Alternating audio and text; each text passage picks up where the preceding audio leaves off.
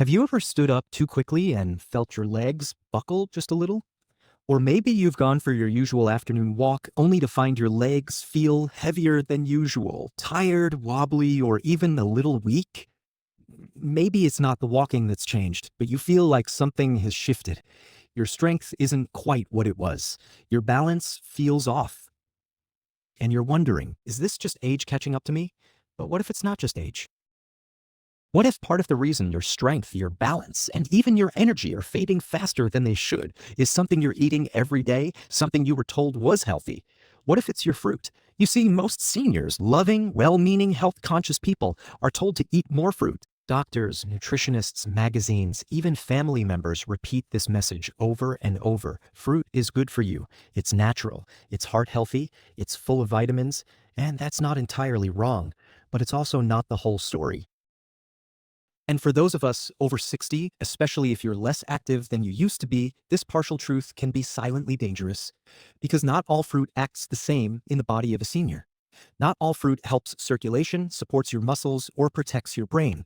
In fact, certain fruits, the ones we'll talk about today, can quietly harm you.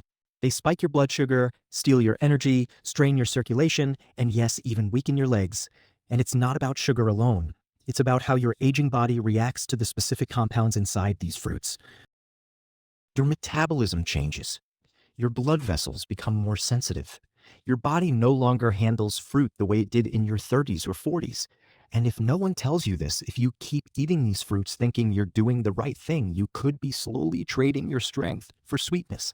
So today, I want to speak to you not just as a doctor, but as someone who truly cares about your independence, your vitality, and your ability to walk strong for years to come. Because the truth is this, if your legs go, your freedom follows. Let's protect them, starting with your fruit bowl. Let's begin with one of the most common healthy snacks seniors reach for, bananas.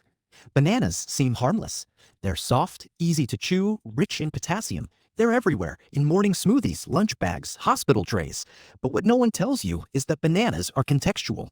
They're only helpful if your body needs that quick fuel, like when you've just finished gardening, gone for a walk, or done something physically active. But if your lifestyle is more sedentary, as it often becomes after 60, bananas can quietly work against you.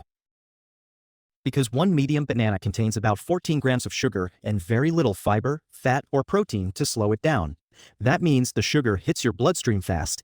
Your blood sugar spikes, insulin surges, and what doesn't get burned off gets stored, usually as belly fat.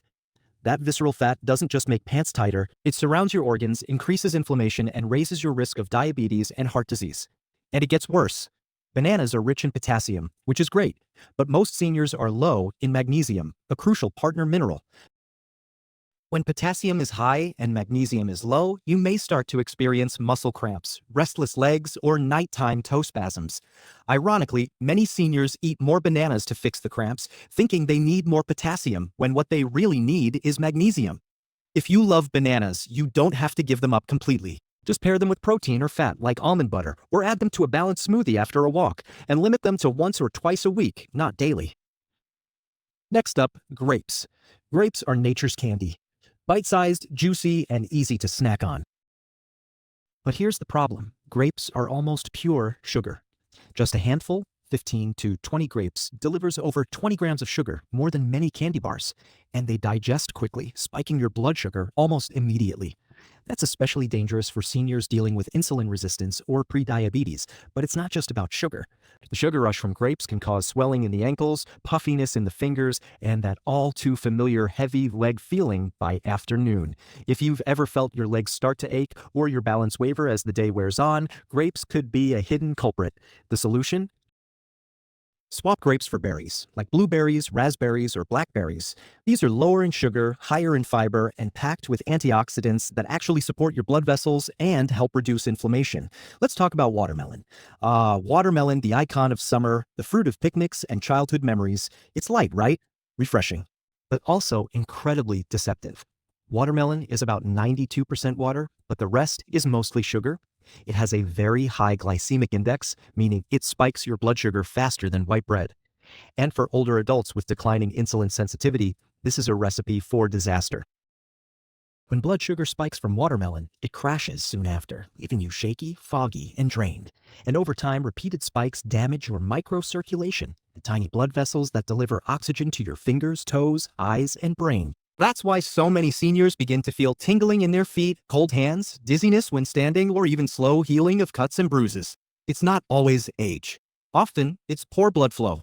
If you love watermelon, enjoy it after a balanced meal and pair it with some fat or protein, like a few almonds. Treat it as an occasional dessert, not a hydration strategy. Now we have to talk about a big one: fruit juice. Orange juice, apple juice, cranberry juice. Even if it says 100% juice, it's still just liquid sugar. One small glass contains 26 grams of sugar without any fiber to slow it down. For a senior's liver, that's overwhelming. Fructose, the main sugar in juice, is metabolized in the liver. When you flood your system with it every day, your liver starts turning it into fat, which can wrap around your organs and wreak havoc. Over time, this leads to fatty liver, insulin resistance, and vascular inflammation. The result? Your legs feel heavy, your energy drops after breakfast, your balance wobbles, and no amount of healthy intentions can reverse that if juice remains a daily habit. Stop drinking juice. Hydrate with water, flavored with lemon or mint if needed. Eat the whole fruit instead, with skin and fiber intact. Let's move on to another sneaky sugar bomb: dried fruit. Dates, raisins, dried apricots. They may be marketed as healthy snacks, but dried fruit is concentrated sugar. A single date has as much sugar as a cookie.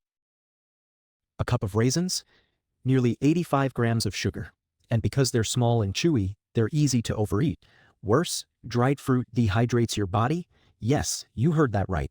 Because it no longer contains water, it actually pulls water from your system as it digests. That can lead to bloating, cramping, dry mouth, slower digestion, and stiff joints. If you've noticed you feel achy, constipated, or unusually thirsty after snacking on dried fruit, your body is asking you to stop. Swap dried fruit for fresh options: a few apple slices, a handful of berries. These will nourish, hydrate, and stabilize your body rather than throw it into chaos. Now, let's talk about one of the worst offenders: canned fruit in syrup. You've probably seen these in hospital cafeterias or served as dessert in senior homes: peaches in syrup, fruit cocktail in little cups. They feel innocent, but they're not. Canned fruit in syrup is a metabolic landmine. That syrup is often made from high fructose corn syrup, one of the most inflammatory substances you can consume. It floods your bloodstream, inflames your arteries, and damages the delicate lining of your blood vessels, especially in your legs.